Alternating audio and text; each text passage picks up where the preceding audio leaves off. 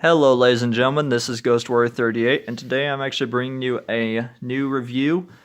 This will be part of a series of reviews that I'll be doing over the next couple days. Anyway, I just picked this up from eBay a couple days ago. Hang on a sec. Don't get out of the way. Go, out of the way. Sorry. I picked this up from eBay a couple days ago. Sorry that video focus was out. I will be looking at and reviewing for you guys the Universal Monsters Sideshow Toys Series 5 Phantom of the Opera. You notice I really didn't have the silver screen, the silent film here. I just had the Universal Classic Monsters with Claude Rains. Anyway, this was from the 1925 silent film starring Lon Chaney Sr., also known as the Man of 1,000 Faces,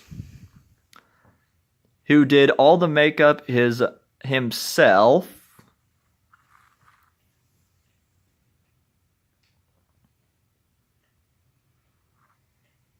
Sorry, I'm just showing you guys the box.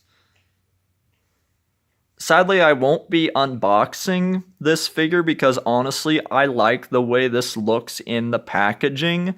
So all you have to really see is the imprint, the picture, on the figure, and then seeing him in plastic.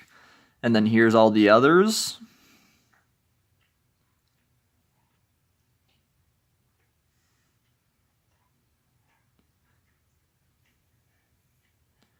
Although I do have two other figures from these lineups.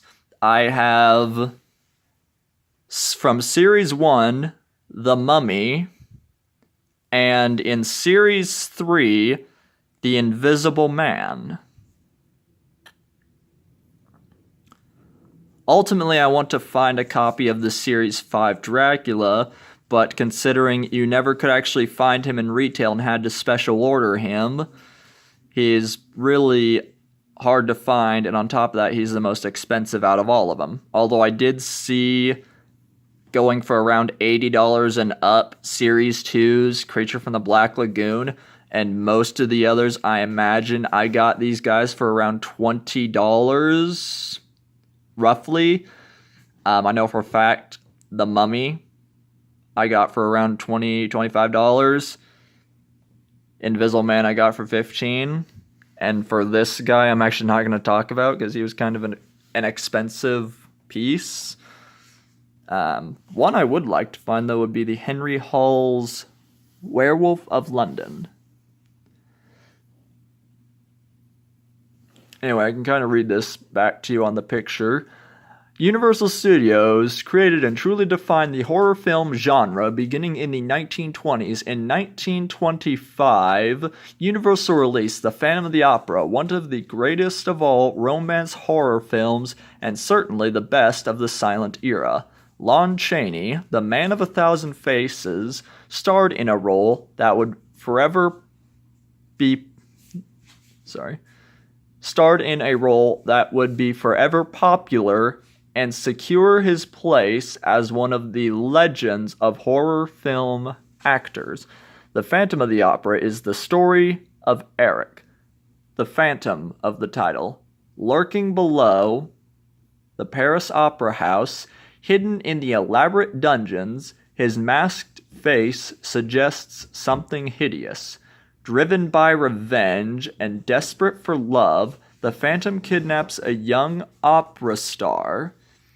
It will be she who eventually unmasks him, revealing a startling and grotesque face.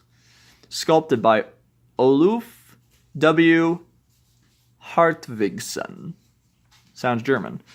And yeah, as you can see also in Series 2, the camera, there is another Phantom of the Opera. His, I guess, would be the regular attire, or his default costume, and here he has the alternate head of the mask and the hat. And then, yeah, here you see all the others. I have seen the movies. I own each of them.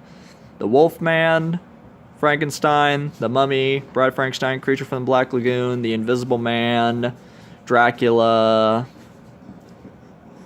and as well as the Legacy collections that have all the sequels.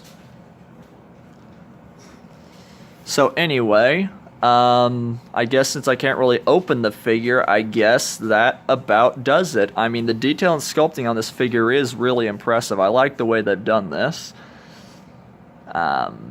As you can see, there's his robe, or the cloak in the back behind him, his hat, the display base behind his feet. Of course, his cane. One really thing I did kind of was confused was the fact that they devoted an entire head sculpt just to making his face with the mask, where it could have been easier, like they did with his hat, to just make that a separate accessory. But considering as these were actually meant as toys for kids, ages 5 and up, I can see why that would have been a choking hazard, and I see why they made an extra head sculpt. But still, it's just something to think about anyway. And on the bottom, you can actually see the plaque. Lon Chaney Sr., 1925.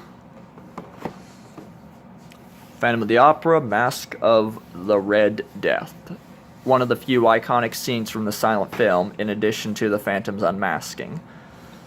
Alright, well, I guess, since like I said, I won't be really unboxing this figure, I guess that about does it. I will be reviewing the others down the road as well. So, let me know what you guys think of this one. Comment any of your experiences with having any of these figures as well. And with that, I will see you all next time. Like, comment, and subscribe to see more like this. And take care, ladies and gentlemen.